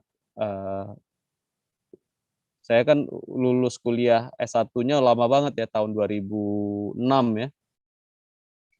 Jadi jomplang sekali, tapi karena pengalaman saya menghadiri forum-forum internasional, mewakili AJI atau ada fellowship, jadi saya paham bahwa metodologi pengajaran orang-orang ini adalah Sokratik. Jadi bahasa Inggris sangat fundamental. Jadi makanya saya tadi menggarisbawahi bahwa kalau masih TOEFL-nya di bawah 500, kamu harus kursus. Harus belajar bahasa Inggris yang benar dulu. Jadi meletakkan grammarnya dulu supaya paham tata bahasa Inggris gimana. Nah, kalau udah di atas 500 itu bisa berkembang karena mudah punya pengetahuan grammar yang cukup dan tinggal mengasah kosakata, mendengar, berbicara, menulisnya yang tinggal diasah, dan itu bisa dilakukan sendiri tanpa perlu kursus. Nah, tadi saya sudah kasih tips yang sudah saya lakukan selama ini. Jadi saya berkembang dari TOEFL cuma 530 di 2010, terakhir 2019 sudah di atas 600 gitu. Dan 600 sudah bisa kemana-mana sebenarnya dengan TOEFL segitu, kemana saja. Nah, mungkin untuk kuliah-kuliah tertentu seperti kuliah komunikasi atau kuliah hukum, itu TOEFL-nya lebih tinggi lagi yang dimintanya. Jadi atau kuliah yang kayak saya ini minimal IELTS-nya itu 7 diminta. Jadi kita harus karena karena kuliahnya ini sangat mengandalkan bahasa. Jadi kita harus pintar retorika, harus bisa bicara, dan jadi makanya pengetahuan fundamental bahasa Inggrisnya harus kuat. Komunikasi juga fundamental bahasa Inggrisnya harus kuat. Dan itu jadi syarat. Nah, yang lain-lain ya misalnya macam-macam ya, kayak Lee Kuan Yew ya, dia melihat apakah kita berpengalaman sebagai public manager atau public leader tadi, punya pengalaman itu 2. Nah, jadi mereka sangat menghargai CV saya yang bercerita tentang kegiatan-kegiatan yang yang disebut sebagai volunteering, yang tidak bergaji gitu loh. AJI, saya aktif juga di Internet Governance Forum, itu semua kan nggak ada gajinya, cuman lillahi ta'ala kalau bahasa orang Padang kan. Dan itu ternyata di sini sangat dihargai yang begitu. Bahkan kalau di dalam kehidupan di level negara Singapura pun, mereka sangat mengimbau warga negaranya untuk melakukan kegiatan volunteering. Apakah itu membersihkan sampah di pantai gitu loh. Nah, ternyata itu bagi mereka penting. Nah, termasuk Lee Kuan Yew bagi mereka itu penting. Jadi ke teman-teman kalau ingin bercita-cita kuliah di Lee Kuan Yew satu hari ya ketika kuliah, ketika bekerja, ya cobalah cari kegiatan-kegiatan yang volunteering yang berkaitan dengan kemampuan public management tadi, public management atau public leadership. Jadi misal kalau jadi jurnalis, ya aktif di asosiasi jurnalis. Kalau menjadi dosen, teman-teman juga aktif di kegiatan kemasyarakatan, misalnya bantu lembaga pengabdian masyarakat atau lembaga penelitian apa gitu. Nah itu sangat sangat penting bagi Lee Kuan Yew. Mungkin nggak tahu kalau bagi Fulbright mungkin bisa cerita nanti bagaimana apa yang mereka cari dari seorang penerima beasiswa. Itu saja. Lanjut, Mbak Rana. Ya, silakan Mbak Rana. Kayaknya sama aja ya, walaupun saya perlu garis bawahi bahwa gini, jangan khawatir, saya nggak bisa bilang bahwa pengetahuan bahasa Inggris itu nggak penting. Bayangkan saya pernah ada di satu forum, saya tanya gitu ya pakai mic, terus orang-orang yang di depan itu nggak ngerti, and it was very traumatic. Buat saya tuh traumatis sekali gitu ya, walaupun saya ngerasa bahwa bahasa Inggris saya sampai sekarang pun ya, karena saya nggak besar. Jadi gini, masa-masa kecil itu kan menentukan aksen ya. Jadi sampai sekarang pun saya nggak bisa kayak, apalagi waktu saya di UK ya, tahu sendiri kan aksen kita mungkin lebih British. banyak ke Amerika gitu ya, karena kita Hollywood banget ya kan. Maksudnya dari kecil nonton film segala macam dari Amerika, jadi aksennya lebih ke Amerika. Di sini pun saya masih banyak orang suka tanya gitu, minta saya mengulangi lagi gitu. Dan saya nggak ngerasa bahwa bahasa Inggris saya tuh excellent banget tuh, enggak. Ini bukan ilmu gaib sebenarnya, jadi bisa dipelajari, jadi jangan khawatir gitu.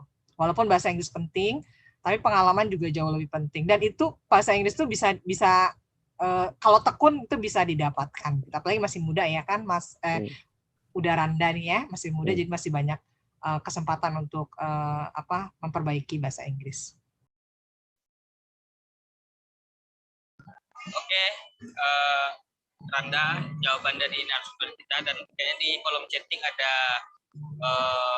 pertanyaan nih dari Sonia, kayaknya untuk Mbak Ratna nih. Halo Mbak Ratna, sepanjang Mbak Ratna menjadi jurnalis, ada konsistensi menulis mengenai topik tertentu. Lalu, adakah pengalaman sebagai perempuan yang menjadi nilai lebih dalam seleksi fellowship-nya? Boleh, silakan. Oke, makasih Ade, makasih Sonia ya. Ya. Kebetulan saya dari dulu emang kebanyakan ekonomi, jadi nulisnya topik-topiknya ekonomi. Tapi itu hanya dipakai waktu saya apply untuk beberapa beberapa fellowship yang terkait dengan peningkatan kemampuan sebagai jurnalis finansial ya.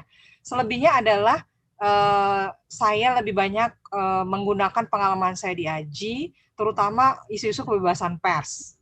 Dan beberapa tahun terakhir, terutama isu-isu mengenai kolaborasi, ya, kolaboratif project ya. Jadi begitu ya. Jadi saya nggak terlalu biasa fellowship yang topik-topik tertentu tuh cuma 1 atau 2 atau 3 saja gitu. Selebihnya saya lebih banyak yang terkait sama kebebasan pers. Lalu adakah pengalaman sebagai perempuan? Pasti banget. Karena perempuan tadi saya sudah sempat sampaikan di AJI aja anggotanya 20%. Ya, dan itu menggambarkan industri secara umum gitu ya. Jadi jumlah jurnalis perempuan kita masih tertinggal dibandingkan jumlah jurnalis laki-laki. Kenapa demikian? Karena kebanyakan jurnalis perempuan itu pada middle level itu pergi gitu ya, karena kantornya nggak fleksibel gitu ya. Jadi ini belum industri yang ramah gender gitu ya, yang secara konsisten mendukung perempuan untuk tetap bertahan dalam pekerjaan sebagai jurnalis gitu. Misalnya menyediakan jam kerja yang lebih fleksibel, terutama ketika misalnya ibu baru melahirkan begitu ya, atau memiliki ruang menyusui di kantor begitu ya. Nah, itu kan masih menjadi challenge bagi kita. Jadi itu sebabnya penting bagi perempuan untuk terus bisa meningkatkan kemampuan sehingga dia bisa bertahan sebagai jurnalis, bahkan ketika bukan hanya pada level-level reporter, tapi terus ketika dia dipromosikan menjadi editor, bahkan kalau terus sampai dia menjadi bagian dari pengambil keputusan di newsroom tersebut. Kenapa sih perempuan penting untuk menjadi pengambil keputusan? Ya kita harapkan dengan begitu akan jauh lebih banyak produk-produk pemberitaan yang nggak bias gender begitu ya, yang tidak memojokkan perempuan, tidak menampilkan atau memperkuat narasi-narasi yang stereotip ya kan, atau yang sensasional. Jadi begitu kita harapkan. Sonia bisa nyusul ya. Kebetulan ini juga kayak udah mau join di grup WhatsApp ya tadi Arfi ya.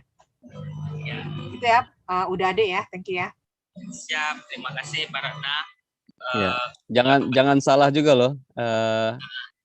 Aji itu di akhir kepengurusan saya dulu waktu jadi sekjen 2017 ya, itu dapat jatah 1 orang untuk kuliah ke Amerika. Jadi ini salah satu privilege jadi anggota Aji. Dan waktu itu kita menominasikan kita buka pengumumannya dan akhirnya masuk 3 nama yang kita nominasikan. Mereka lalu dites oleh yang memberi beasiswa kalau dari USAID ya. Nah, yang diterima adalah Eva, Direktur Eksekutif Haji waktu itu. Jadi kita buka peluang 1 jatah, peluangnya 3 gitu, dan 1 untuk staff, 2 lagi untuk anggota Haji, dan yang mengajukan 3 orang jadi bukan hanya soal kemampuan bahasa Inggris itu fundamental, tapi yang lain-lainnya itu bisa macam-macam modelnya. Apakah itu rekomendasi, apakah itu kemampuan kayak Lee Kuan Yew, dia melihat background kita, kemudian atau seperti Chief Ning mungkin melihat pada kekuatan proposal kita gitu. Nah, itu beda-beda. Di poinnya mungkin kita harus memahami lah beasiswa atau fellowship yang bakal kita apply nantinya. Ya. Oke, masih ada kesempatan kita nih 4 menit lagi sebelum kita off, dan jangan lupa mungkin Senin depan kita masih ada serial diskusi ketiga dengan topik yang berbeda lagi ya. Nanti masih ada 2 kali lagi. Oke, buat peserta ngabuburit bareng Haji Padang, kulit jurnalistik, masih ada yang ingin ditanyakan? Kita masih punya waktu 4 menit lagi ya, sekitar 4 menit lagi ya, sebelum kita undur diri. Darfi juga mau berbuka puasa dan Farhana juga mau beraktivitas seperti ini. Ratna mau tidur lagi? Enggak, ya biasanya tidur dulu sebentar sebelum ini. Kebetulan hari ini kuliah terakhir nih. Aku boleh nambahin ya sedikit ya, Ade ya. Jadi terutama juga jangan terpaku pada beasiswa-beasiswa yang umum gitu ya. Itu ada yang bertanya. Oke. Tips untuk bergabung dengan Aji nanti ke Ade langsung kali ya di Aji Padang ya. Oke. Jadi jangan hanya terpaku pada beasiswa-beasiswa yang sudah disebutkan gitu ya. Misalnya tadi Arfi akhirnya bisa juga tetap berangkat gitu ya dengan beasiswa langsung ya ke kampus gitu ya kan. Di Amerika itu ternyata juga setelah saya di sini itu banyak sekali kesempatan sebenarnya. Jadi kita bisa langsung, jadi kan sebenarnya yang kita tahu itu beasiswa yang disediakan oleh lembaga-lembaga yang selama ini sudah terkenal ya, kayak Chevening, Fulbright, lalu ada AS ya, ada NZE untuk Belanda, lalu ada DAAD untuk Jerman sampai hafal ya, lalu ada Jepang, Korea Selatan. Ternyata itu banyak juga beasiswa yang diberikan langsung oleh kampus. Jadi caranya adalah kita bisa lihat begitu ya kampus-kampus besar, lalu lihat dan mengirim aplikasinya langsung ke kampus. Nanti sebagai gantinya adalah kita bekerja untuk kampus ya. Jadi misalnya membantu dosen untuk memberikan nilai gitu ya, dosennya udah memberikan nilai, kita tinggal masukin ke sistem, atau bekerja pada beberapa, misalnya kalau kita dari Asia, dia punya ada lembaga riset Asia, kita bisa bantu untuk misalnya membantu riset di sana begitu ya. Jadi sebenarnya banyak kemungkinan lain di luar beasiswa yang selama ini sudah populer begitu ya. Jadi banyak sekali kesempatannya. Oke, sepertinya di YouTube juga ada yang bertanya nih, Pak atau Darvi, dari seorang yang pemalu kayaknya, nggak mau disebutin namanya. Kira-kira untuk wartawan daerah atau jurnalis daerah gimana, Mbak atau Darvi, ada peluang nggak untuk dapat beasiswa itu? Seberapa besar gitu peluangnya? Menarik ini pertanyaannya. Ada satu negara pemberi beasiswa yang mengutamakan, dia punya afirmasi namanya. Itu adalah dari Australia, AAS. Afirmasinya adalah pertama perempuan, difabel, dari Indonesia Timur. Nah, jadi tiga ini salah tiga dari afirmasi yang dilakukan oleh AAS. Jadi peluang bagi saya yang orang bagian barat, laki-laki, tidak difabel ya agak kecil jadinya. Nah, tapi bukan maksud saya adalah tidak setuju ya. Ini bagus sekali menurut saya, dan memeratakan kesempatan bagi teman-teman di timur, bagi teman-teman yang khususnya perempuan dan juga yang difabel. Jadi ada satu wartawan Tempo yang difabel yang dapat dari AAS Australia juga, dan jadi ada potensi ini. Jadi apalagi teman-teman kalau teman-teman ada perempuan ya potensi untuk dapat ini AAS juga lebih besar, dan apalagi di daerah timur gitu ya, itu lebih besar lagi. Itu salah satunya. Atau banyak juga ya, saya pikir seperti asal bahasa Inggris teman-teman bagus, fundamentalnya bagus gitu ya, jadi TOEFL-nya 550 lah minimal, kemudian IELTS-nya 6 di atas 6 gitu ya. Ada potensi untuk bisa dapat beasiswa kemana-mana sebenarnya. Karena kecuali yang agak sulit nih Lee Kuan Yew saya lihat. Karena begini, saya mencoba memprofiling teman-teman saya yang kuliah di sini dari berbagai negara dan juga dari Indonesia khususnya. Dan khususnya dari Indonesia itu sangat bias Jakarta. Ya. Jadi sangat bias Jakarta. Rata-rata adalah anak-anak Jakarta. Saya mungkin kategori Jakarta juga, gitu. Hampir tidak ada yang dari non Jakarta yang dari tahun lalu dan tahun ini nggak ada yang dari luar Jakarta. Semua dari Jakarta. Nah ini karena mungkin pendekatan Lee Kuan Yew adalah dia tidak melakukan affirmative action. Dia cuma melihat bahasa Inggrismu bagus, kamu adalah public manager atau public leader, dan kita suka dengan esaimu untuk masuk ke sini. Jadi dia tidak pandang gitu. Jadi kecuali saya mungkin rasa ada ya kejadian di mana teman-teman dari daerah juga bisa masuk ke Lee Kuan Yew, tapi ada yang kayak Hanafi Rais dulu dari UGM kan, dari Jogja. Tapi saya rasa juga Jogja ya bagian dari ibu kota juga lah. Jadi tolong dilihat betul di karakteristik dari pemberi beasiswanya gitu, teman-teman. Yang khususnya dari luar Jakarta ya. Ya, mungkin Ratna ada maksudnya. Apa ya? Yang pasti adalah harus rajin kali ya, harus rajin cari informasi gitu, dan mempersiapkan jauh-jauh hari gitu ya. Tadi saya udah sempat share pengalaman saya miss begitu ya, untungnya masih ada, tapi kalau ingat juga nyesal begitu ya, berarti kan mestinya waktu saya terbuang tuh 1 tahun untuk nunggu ya. Tapi saya yakin teman-teman jangan khawatir ya, maksudnya kita sangat suportif kok. Jadi kalau misalnya ada pertanyaan-pertanyaan lanjutan setelah ini begitu ya, karena lapar kali ya nunggu buka, jadi pertanyaannya belum ada gitu ya.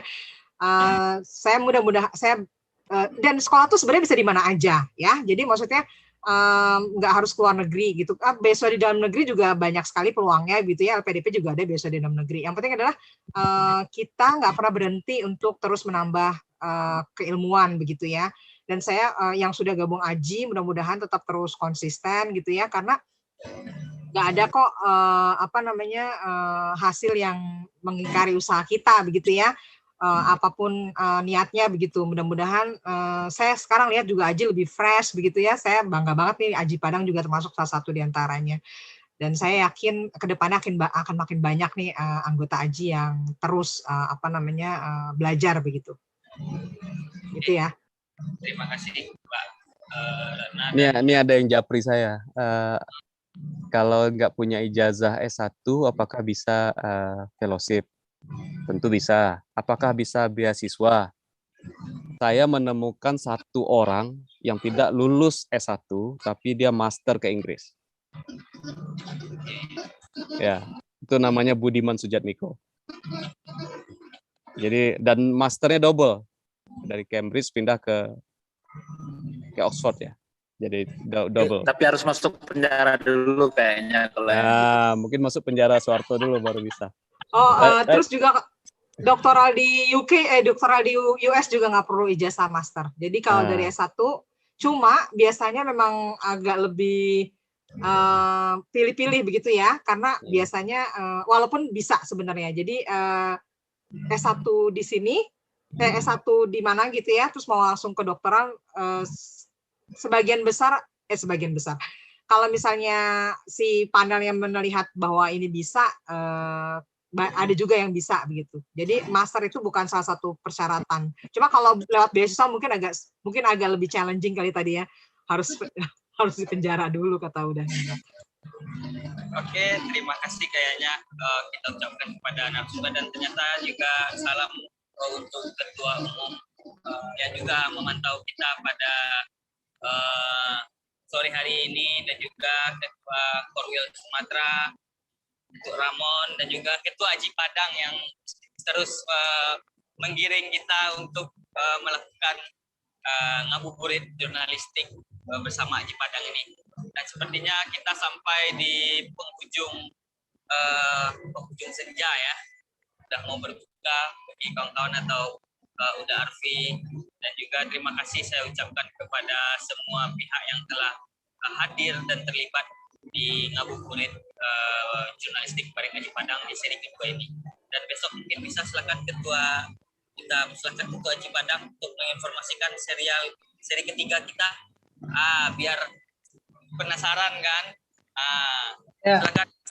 Jadi seri diskusi ngabuburit jurnalistik Aji Padang ini ada 5 sesi. 2 udah, tinggal 3. Nah, yang ketiga ini rencananya kita jurnalistik ekspedisi ke pelosok negeri. Nah, itu narasumbernya yang sangat luar biasa, legendaris juga, dan di Dwi Laksono. Nanti kalau kawan-kawan belum tahu, bisa ketik aja namanya di Google, dan di Dwi Laksono. Terus di YouTube juga bisa Watchdog, nah, bisa tahu siapa beliau gitu. Terus nanti juga kita akan menghadirkan bagaimana menembus dunia media internasional. Nanti ada narasumbernya itu Kepala Biro Anadolu, kantor berita Turki untuk Indonesia. Beliau anggota AJI juga semuanya. Jadi yang hadirnya anggota AJI. Nanti bisa jadi mana tahu memotivasi kita untuk berkarya lebih baik. Mana tahu bisa seperti mereka dan 2 narasumber kita hari ini. Terima kasih ya, Dek. Oke, terima kasih untuk Ketua Aji Padang yang sudah untuk seri ketiga dan keempat. Dan itu ada juga Mas Dandi, 2 Dandi ya. Laksono dan juga Mas Dandi Koswara sepertinya. Nah, terima kasih saya ucapkan saya Ade Sudendra, Sekretaris Aji Padang yang juga sebagai moderator pada sore hari ini.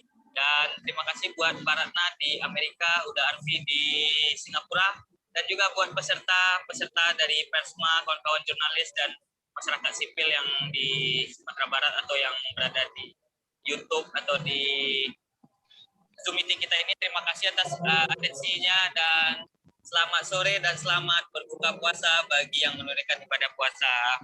Oke, terima kasih Pak Ratna. Terima kasih sama-sama. Terima kasih semua. Makasih banyak Arfi Ratna. Makasih banyak. Iya, makasih banyak. Ya. Assalamualaikum. Waalaikumsalam. Cu, Pi, makasih.